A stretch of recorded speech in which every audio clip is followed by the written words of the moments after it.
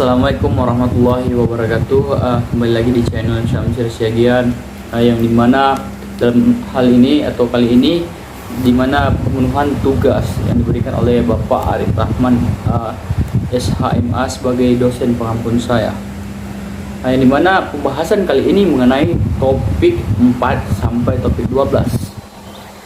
Adapun isi dari topik 4 sampai topik 12, yang pertama itu topik 4 yang mengenai hak penyanyi sama produser rekaman. Kemudian yang kelima, ekspresi budaya tradisional.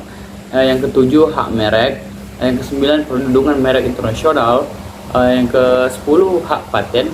Yang ke-11, pengalihan paten dan lisensi. Yang ke-12, perlindungan varietas tanaman. Adapun mengenai hak penyanyi sama produser, yang itu materi keempat, yakni karya rekaman atau konten yang dibuat dari komposisi karya cipta orang lain, maka diperlukan izin sebelumnya dari pihak hak cipta atau pencipta lagu atau kuasa cipta atau publisher. Karya rekaman juga memiliki unique registration number yang di seluruh dunia, yang biasa disebut dengan ISRC atau International Standard Recording Code. Produser rekaman umumnya adalah individual, yaitu orang yang membiayai proses produksi rekaman sehingga diklaim sebagai pemilik hasil karya rekaman atau master, seperti hasil karya rekaman audio dan video klip lagu. Istilah yang dikenal dalam hukum adalah sebagai produser fonogram. Produser cenderung bertindak sebagai label rekaman, meskipun secara hak terkait tetap melekat nama personal. Produser rekaman memiliki perkumpulan atau asosiasi, salah satunya adalah Aspirindo, Asosiasi Produser Rekaman Indonesia. Kemudian yang materi kelima yaitu mengenai ekspresi budaya tradisional. Ekspresi budaya tradisional merupakan suatu cipta atau suatu ciptaan yang dilindungi dan sebagaimana diatur di pasal 38 ayat 1 Undang-Undang Hak Cipta, bahwa hak cipta atas ekspresi budaya tradisional dipegang oleh negara.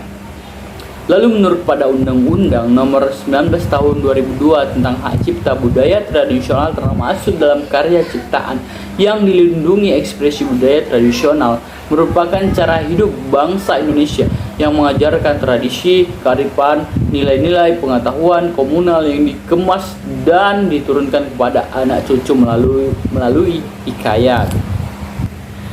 Subjek pengetahuan tradisional adalah pemegang hak pengetahuan tradisional tersebut. Dalam hal ini adalah masyarakat tradisional yang memelihara dan mengembangkan pengetahuan tradisional dan ekspresi budaya tradisional secara tradisional dan komunal. Kemudian pengetahuan tradisional sangat penting karena pengetahuan tradisional merupakan identitas dari masyarakat pemiliknya. Perlindungan terhadap pengetahuan tradisional penting karena merupakan sumber pengetahuan yang berhubungan dengan kehidupan manusia yang dapat komersialkan. Kemudian masuk ke topik yang ketujuh yaitu hak merek. Adapun jenis-jenis merek perlu kita ketahui, yang pertama merek dagang, merek jasa, merek kolektif. Adapun fungsi merek yang dimana sebagai daya pembeda dengan produksi lain, kemudian sebagai jaminan mutu produksi, yang kemudian sarana promosi untuk dikenal masyarakat, kemudian menunjukkan asal-usul barang tersebut. Seperti kita ketahui, adapun pengertian dan dasar hukum merek. Definisi merek berdasarkan Undang-Undang Nomor 15 Tahun 2001, merek adalah suatu tanda yang berupa gambar, nama, kata, huruf, angka-angka, susunan warna atau kombinasi dari unsur-unsur tersebut yang memiliki daya pembeda dan digunakan dalam kegiatan perdagangan barang dan jasa.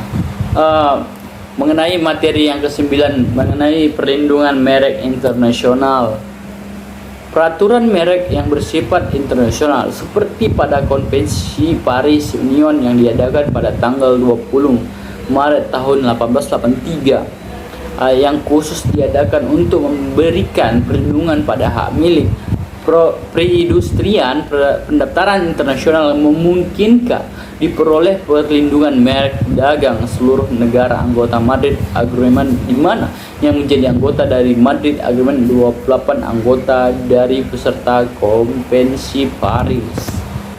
Dan kemudian perjanjian internasional yang lain juga menyangkut perlindungan merek adalah Traktat Pendaftaran Merek Dagang sampai 1973. Traktat ini telah dibuat oleh selama konferensi WIPO di Wina pada tanggal 12 Juni tahun 1973 seperti Madrid Agreement. Traktat pendaftaran merek dengan hilangnya merek dagang karena tidak digunakan perlindungan khusus bagi merek-merek dagang terkenal, merek dagang jasa, dan merek dagang kolektif, serta pengalihan.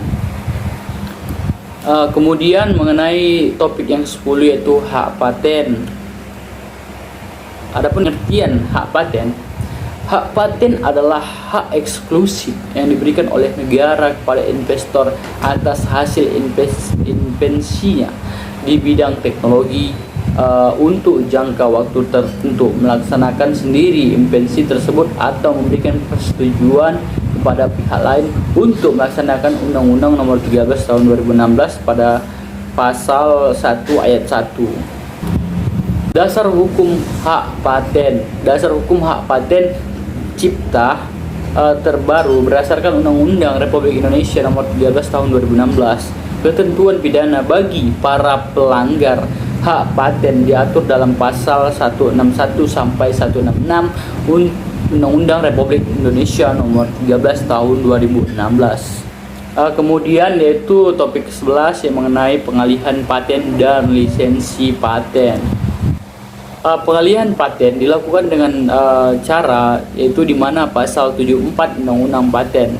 Yang pertama yaitu hibah, wasiat, wakaf atau pewaris. Kemudian perjanjian tertulis atau sebab lain yang dibenarkan berdasarkan peraturan perundang-undangan. Pengalihan paten sebagai salah satu jenis hak kekayaan intelektual. Pengalihan hak atas paten dapat dilakukan secara sebagaimana atau keseluruhan kepada pihak lain. Paten adalah hak eksklusif yang memiliki investor atau penemu invensi di bidang teknologi untuk jangka waktu tertentu. Kemudian topik terakhir yaitu topik ke-12, perlindungan varietas tanaman PVT.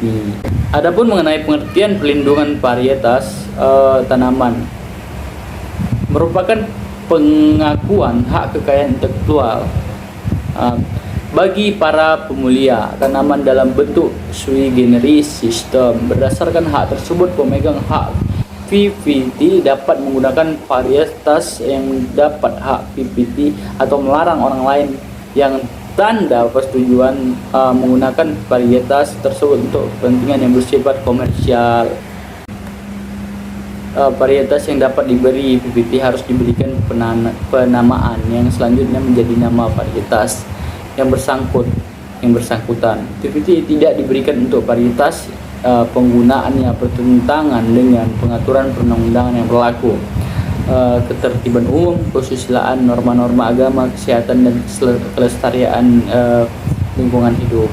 Pemegang hak PVT sesuai dengan pasal Undang-Undang Nomor 5 Undang-Undang PVT. Pemegang hak PVT adalah pemulia atau orang yang atau badan hukum atau pihak lain yang menerima lebih lanjut hak PVT dari pemegang hak PVT sebelumnya. Jika suatu varietas dihasilkan berdasarkan perjanjian kerja, maka pihak yang memberi pekerjaan itu adalah pemegang hak PVT, kecuali dipegang lain antara kedua pihak dengan tidak mengurangi hak pemuliaan. Oke, sekian sekianlah hasil dari presentasi saya. Saya akhiri, wabillahi taufiq wal hidayah. Wassalamualaikum warahmatullahi wabarakatuh.